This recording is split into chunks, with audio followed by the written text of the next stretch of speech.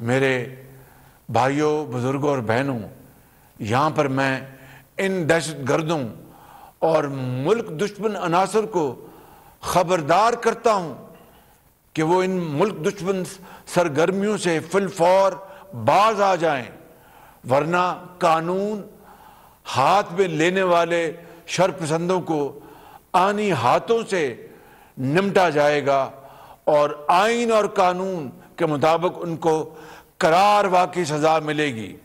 پاکستان کی ریاست اور نظریے کی حفاظت ہمیں اپنی جان سے عزیز ہے اور انشاءاللہ کسی کو اس کے خلاف سازش نہیں کرنے دیں گے اور نہ ہی ان کے مذموم ایجنڈے کو کامیاب ہونے دیں گے۔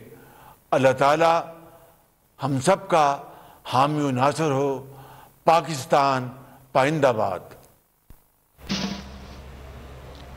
وزیراعظم شہباز شریف قوم سے خطاب کر رہے تھے اور اس خطاب میں انہوں نے گزشتہ روز سے اب تک پیش آنے والے واقعات سے متعلق تفصیلی گفتگو کی۔ انہوں نے کہا کہ قانون ہاتھ میں لینے والے